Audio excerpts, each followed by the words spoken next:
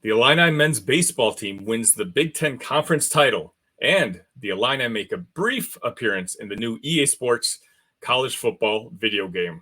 Locked On Illini, let's go.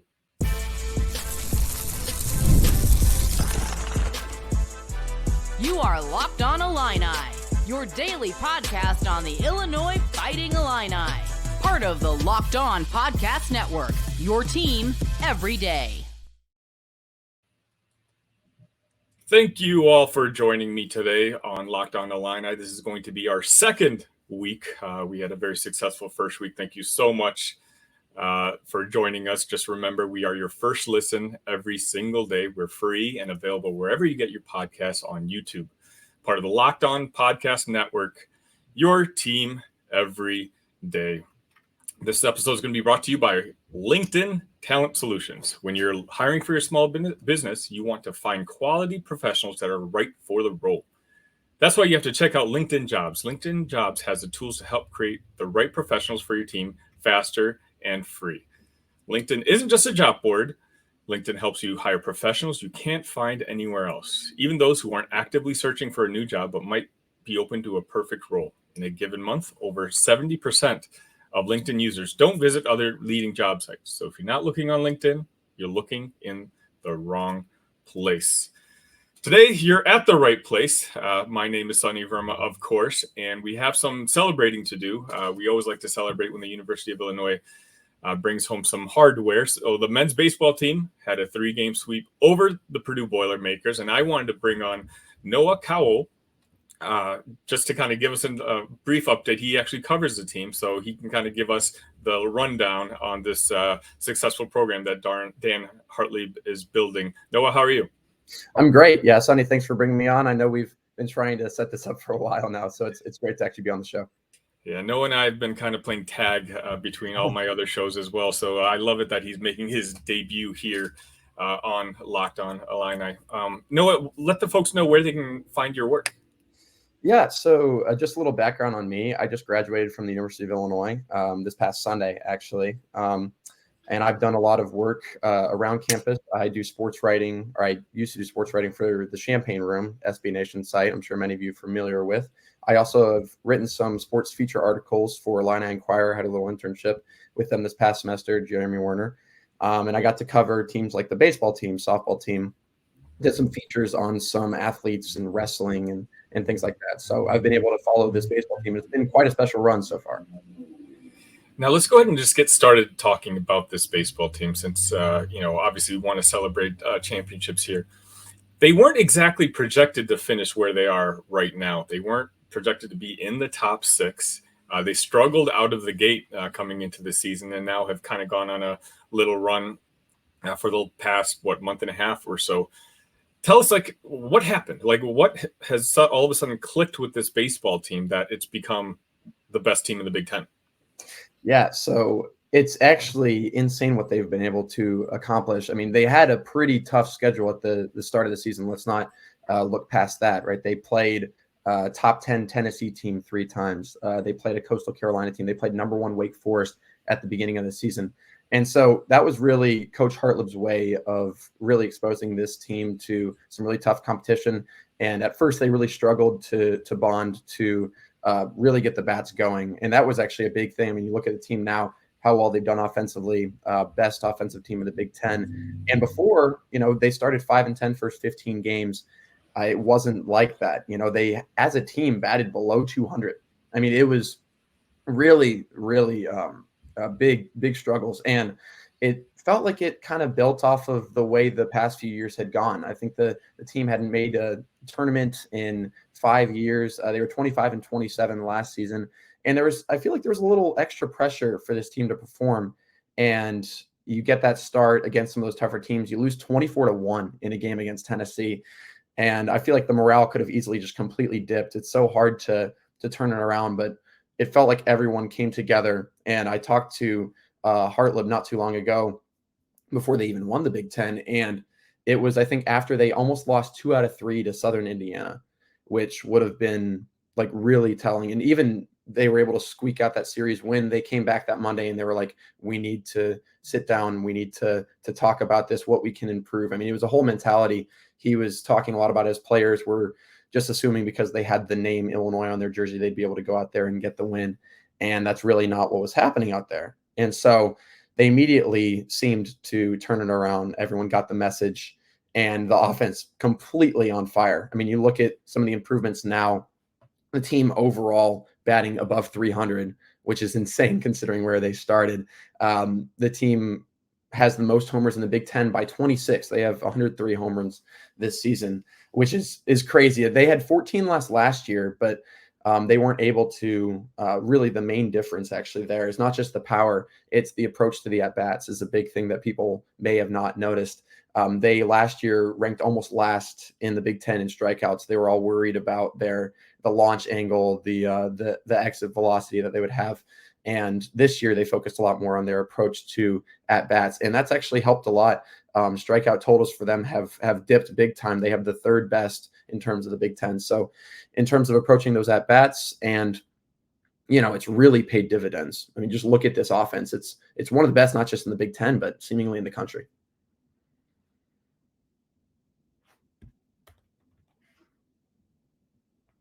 So obviously the home runs are kind of the big story of this season in particular, and especially with the substantial amount of lead that we have over the other teams in the Big Ten.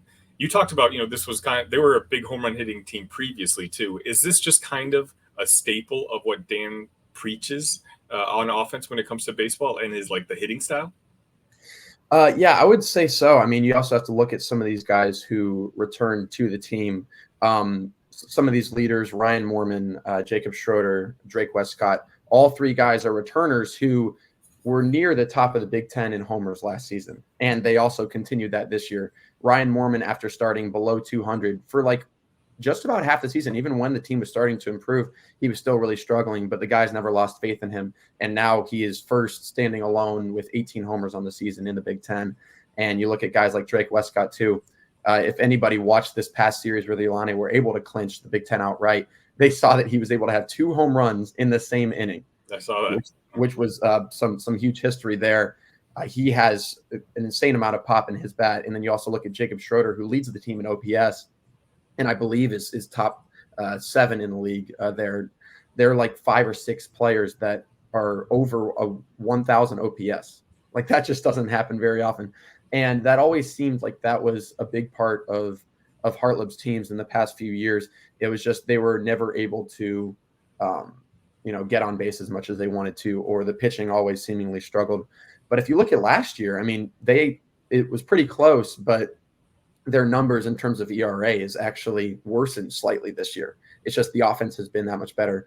Last year, they had an average of, I think, 271 as a team, and this year above 300. So the explosiveness, the getting on base, they have a guy in Cam Janik who is almost top 5 in average in the Big Ten, batting 370.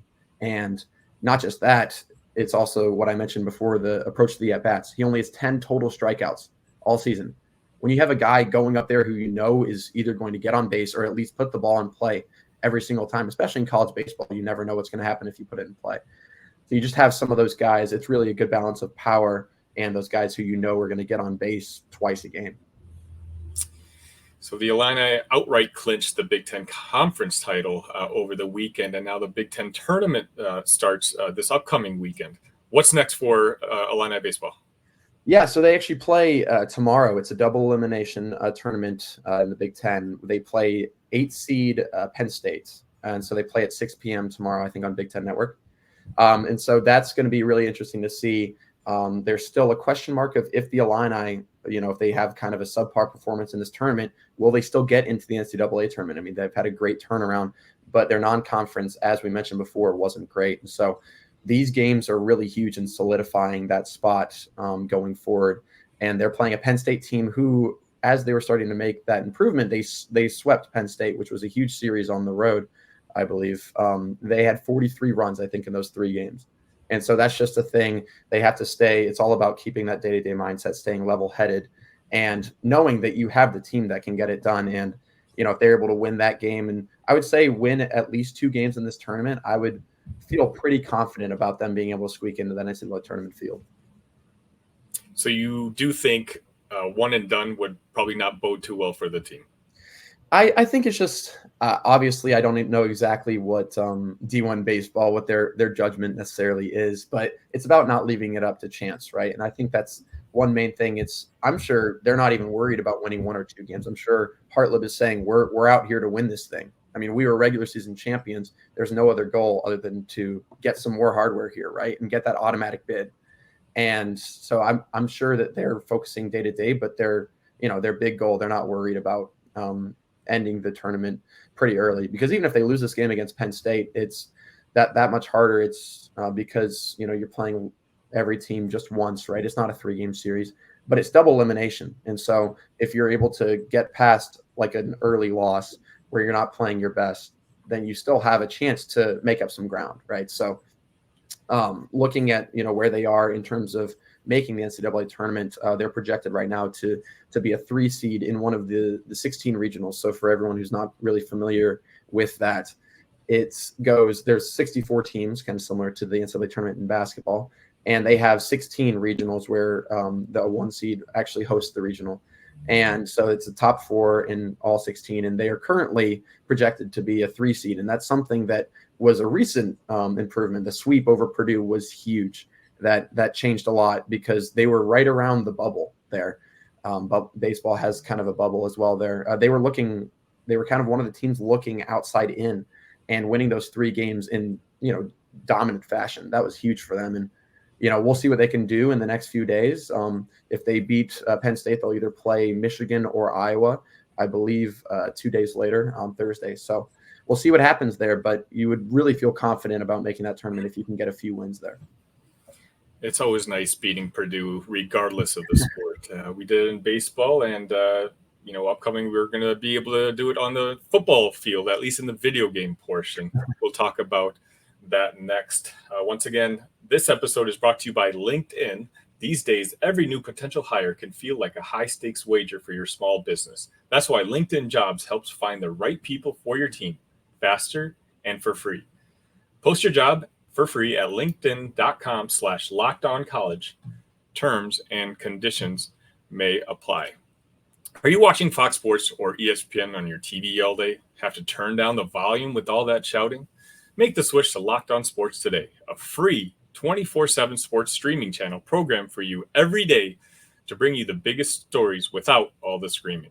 Locked On Sports Today brings you can't-miss analysis, opinions, news, streaming 24/7 on YouTube or the free Amazon Fire TV channels app. Part of the Locked On Podcast Network, your team every day.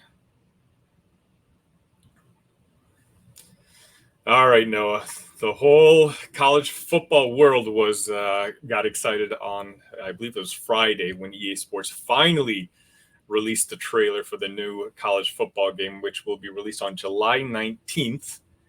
And I've got to say, the fact that Illinois made an albeit very brief, debut in that trailer, beating Ohio State 52-42 for the Illini Buck Trophy.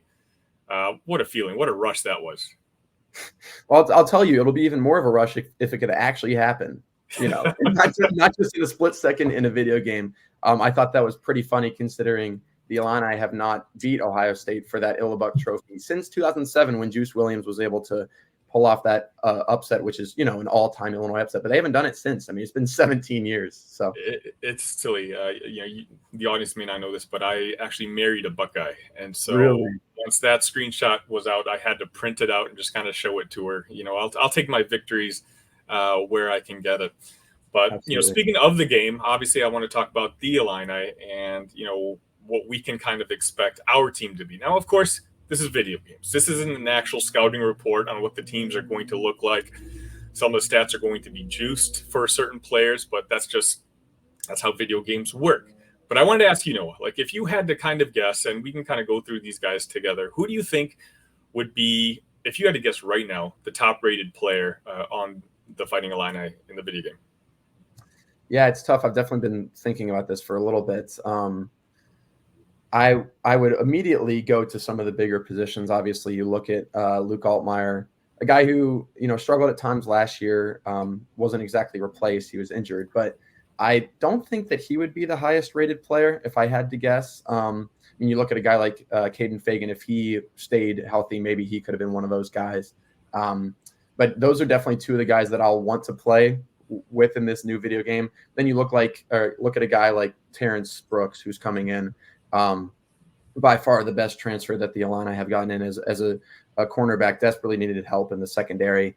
And he's a guy who was an honorable mention for the all Big 12 teams, right? And he had some big plays, big tackles in the big time, right? He went to the college football playoff. And so I would guess that he'd be one of those guys up there. You also have to look at a guy like Seth Coleman, some of those big performances he had last year, 3 sacks against Maryland. Those are definitely some guys that come to mind. I'm curious who you're thinking.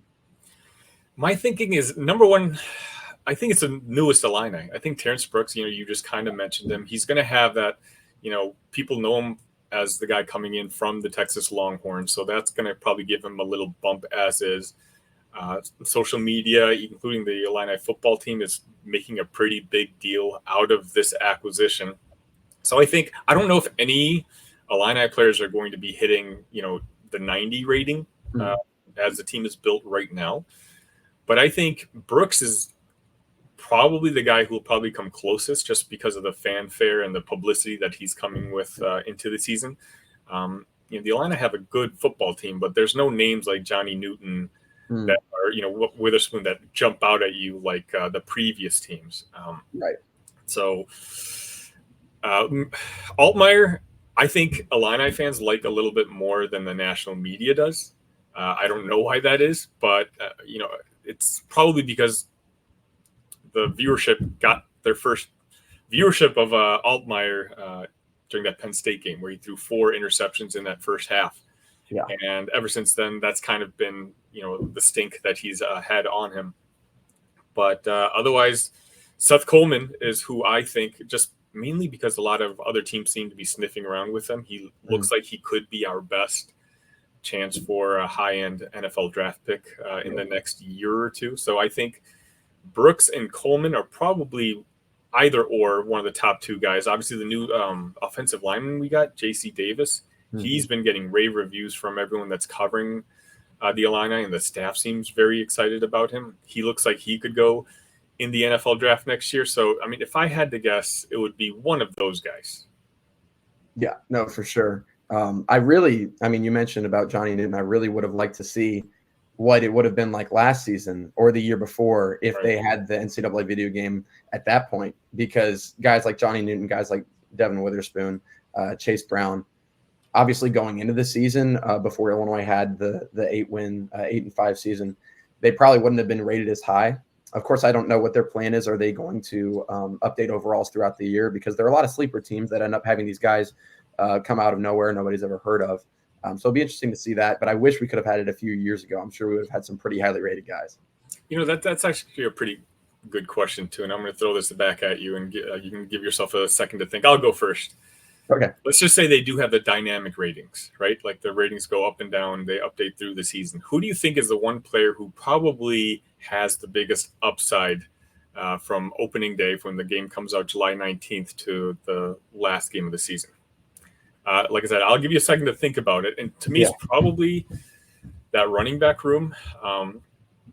Fagan, he did some damage last year. Obviously, what we worry about with that running back room is just guys staying healthy. But if Brett can go back to just having these 1,000-yard rushers like we're accustomed to, we didn't get one last year, which snapped Brett's streak. But the first half of the season, the offensive line was in shambles.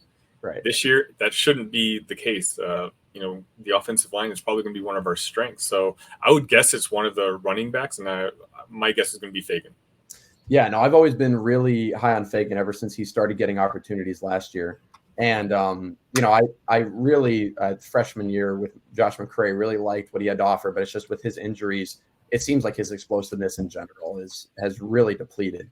And, side-to-side quickness and everything. You like to use him in those goal line situations, but you also have Fagan, a guy who is really big and also really fast at his size. I remember some of those plays he made. I think it was against Minnesota, where he had the catch and run for 50 or so yards, where he was outrunning everybody. I mean, that ability to, be agile, quick, but also get some of those hard-earned yards after contact there. I think his ceiling is so high as long as the injury bug doesn't hit him, and I see him definitely leading this running back room this upcoming season.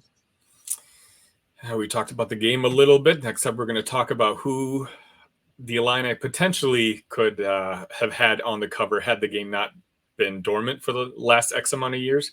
And, let's just say we look back on history to see who could have been on the cover back in the past. This episode is also brought to you by FanDuel Sportsbook. It's winner take all time in the NBA and NHL, and FanDuel is giving you a shot to bring home a big win of your own. Right now, new customers get $150 in bonus bets with any winning $5 bet. That's $150 to bet on spreads, money lines, player props, and more. Visit FanDuel.com/lockedon and make every playoff shot count. FanDuel, America's #1 sportsbook. Visit FanDuel.com to look at odds to include whatever you're looking for. Okay.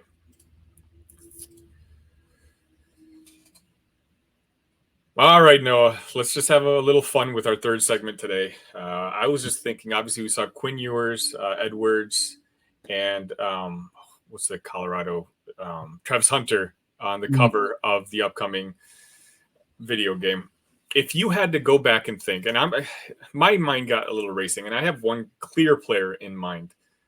Think of some guys. Let's maybe even have a draft. 3, 4, 5 guys you think that would have the potential of making it onto the cover of the video game should it have happened like in that year.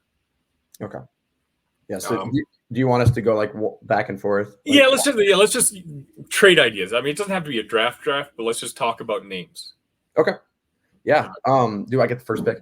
Go for it. All right. Well, I got to pick Red Grange. I know the game was a lot different back then, but in such an early time when college football really wasn't that popular yet, and the crowds he was able to draw, and really, I mean, based how they describe the way he played, he was basically a legend. I mean, his ability to run the ball. He was also a quarterback and punt returner. Everything he did. If there was a game way back in the mid 1910s, I guarantee you he would have been on the front of it. And that's my first pick.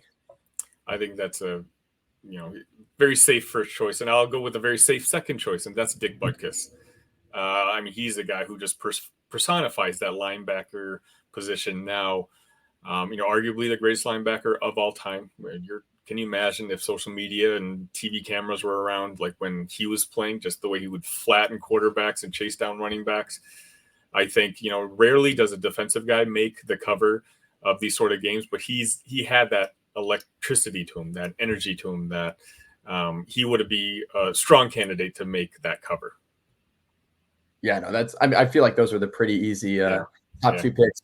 You look at it was several years ago, but they made a top 10, I think, college football players of all time list. Both Red Grange and Dick Butkus made it.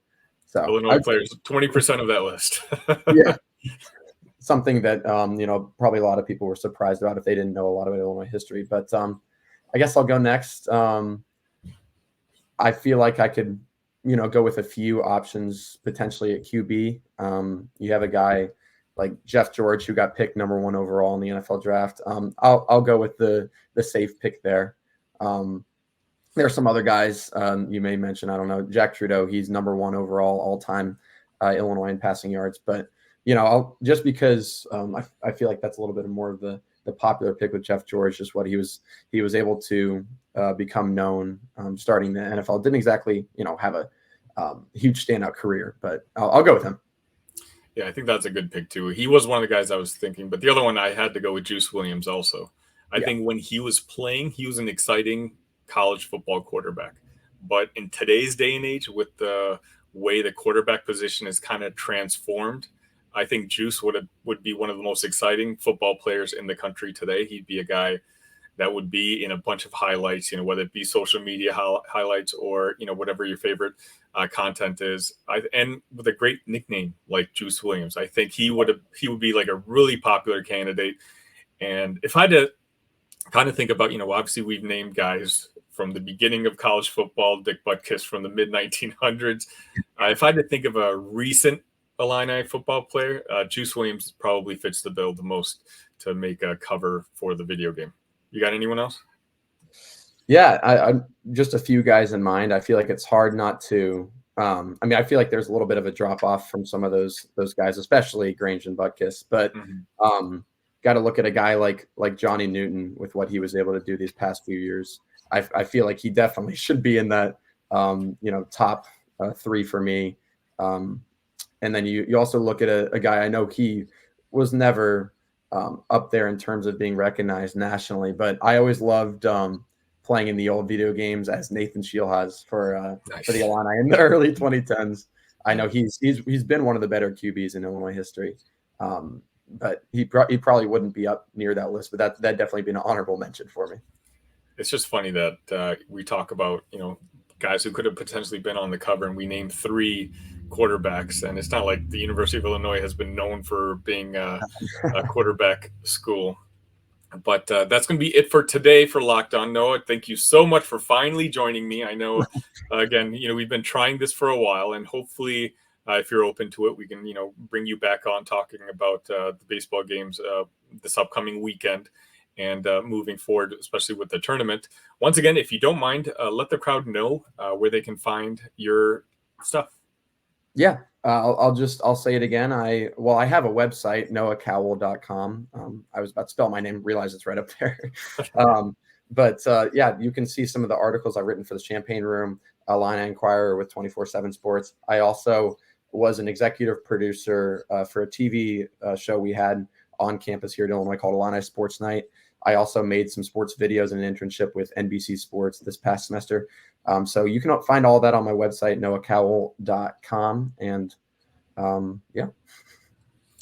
Thank you again, Noah, for joining us. And just a reminder, Locked On has launched the first ever national sports 24/7 streaming channel on YouTube.